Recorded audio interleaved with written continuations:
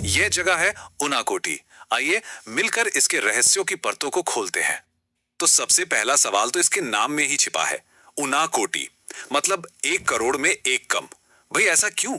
1 करोड़ में से वो एक कौन था जो रह गया? चलिए इसी सवाल से शुरू करते हैं। तो इस सवाल का जवाब ना एक बड़ी ही मजेदार कहानी में है। ऐसा माना जाता है कि यहाँ भगवान शिव की पूरी 1 करोड़ मूर्तियां बननी थीं, पर सिर्फ एक मूर्ति कम रह गई और बस इसी एक कमी ने इस जगह को हमेशा हमेशा के लिए नाम दे दिया उनाकोटी। अच्छा, तो ये गिनती अधूरी क्यों रह गई? इसके पीछे ना दो बड़ी दिलचस्प कहानियां हैं। एक तो जुड़ी है स्वर्ग से गंगा के उतरने से और दूसरी है एक आम से कुम्हार की, जिसने सोचिए भगवान को ही चुनौती दे डाली। तो पहली कहानी है राजा भगीरथ की। उन्होंने गंगा को धरती पर लाने के लिए बड़ी तपस्या की, पर एक दिक्कत थी। जब गंगा स्वर्ग से उतरी तो उनका बहाव इतना इतना तेज था कि पूरी धरती ही तबाह हो जाती। तब आए भगवान शिव। उन्होंने गंगा को अपनी जटाओं में ही बांध लिया और फिर एक शांत धारा बनाकर उन्हें धरती पर उतारा। उनाकोटी की ये जो बड़ी बड़ी मूर्तियां हैं ना, वो इसी कमाल के पल को दिखाती हैं। और अब आते हैं दूसरी कहानी पर। ये कहानी है एक मामूली से कुम्हार की, जिसका नाम था कल्लू। कल्लू जो था वो पार्वती जी का बहुत बड़ा भक्त था और उसकी एक ही ख्वाहिश थी कि वो उनके साथ कैलाश पर्वत पर जाए। अब शिवजी ने सोचा कि ये आम इंसान कैलाश पर क्या करेगा, तो उन्होंने एक ऐसी शर्त रख दी जो पूरी ही ना हो पाए। शर्त ये थी, अगर कल्लू एक ही रात में उनकी 1 करोड़ मूर्तियां बना दे तो ही वो उसे साथ ले जाएंगे। मतलब एक तरह से नामुमकिन काम। लेकिन कल्लू ने तो जैसे ठान ही लिया था। उसने अपनी पूरी पूरी जान लगा दी और रात भर में पूरी चट्टानों को मूर्तियों से भर दिया। उसने जो नामुमकिन था उसे लगभग मुमकिन कर दिखाया था। पर जब सुबह गिनती हुई तो आंकड़ा निकला 99,99,999। जरा सोचिए मंजिल के कितने करीब था वो। पूरी रात की जी तोड़ मेहनत और आखिर में सिर्फ एक मूर्ति। सिर्फ एक मूर्ति से वो चूक गया। उसका सपना टूट गया और बस वो एक मूर्ति जो कम रह गई उसी ने सब कुछ तय कर दिया। शर्त तो शर्त थी, कल्लू कैलाश नहीं जा सका। उसे अपनी ही बनाई उन मूर्तियों के साथ वहीं रहना पड़ा। और इस तरह एक आम कुम्हार की ये अधूरी कहानी इस जगह की पहचान बन गई। लेकिन देखिए, उनाकोटी सिर्फ इन पुरानी कहानियों में ही नहीं जीती। यहाँ की जो आज की हकीकत है ना, वो कुछ और ही है। तो चलिए अब इन कहानियों से निकलकर आज के त्रिपुरा में चलते हैं, जहां लेखक का सामना एक ऐसी सच्चाई से हुआ जिसे वो कभी नहीं भूल पाए। लेखक लिखते हैं कि उस दिन एक पल ऐसा भी आया जब मेरी रीढ़ में एक झुरझुरी सी दौड़ गई। पर ऐसा क्यों?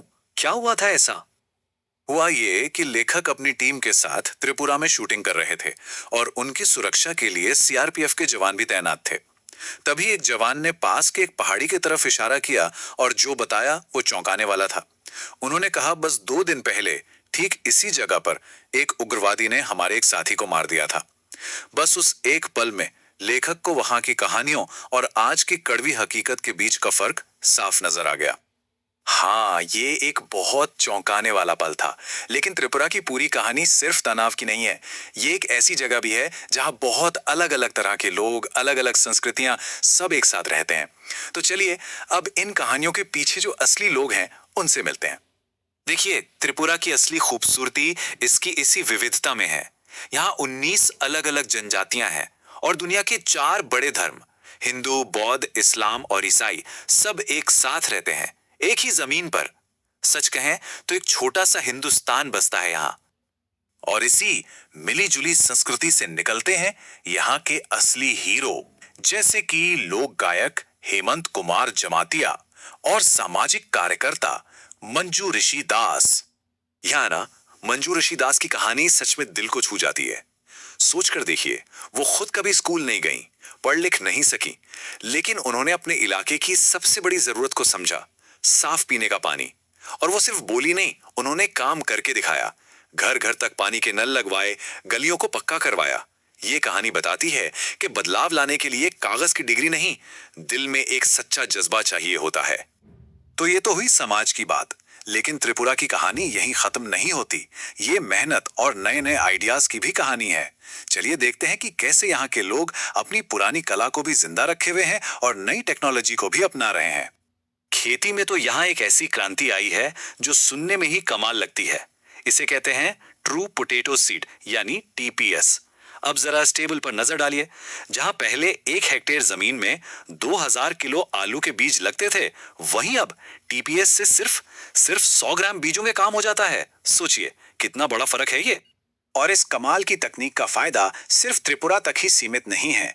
आज यहाँ से ये बीज भारत के दूसरे राज्यों में तो जाते ही हैं, साथ ही बांग्लादेश, मलेशिया और वियतनाम जैसे देशों को भी एक्सपोर्ट किए जा रहे हैं।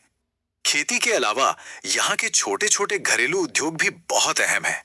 अगरबत्ती बनाना, बांस के खूबसूरत खिलौने और सजावट का सामान, माला बनाना, ये सब छोटे छोटे काम ही यहाँ की अर्थव्यवस्था की रीढ़ है। और न जाने कितने परिवारों का घर इन्हीं से चलता है।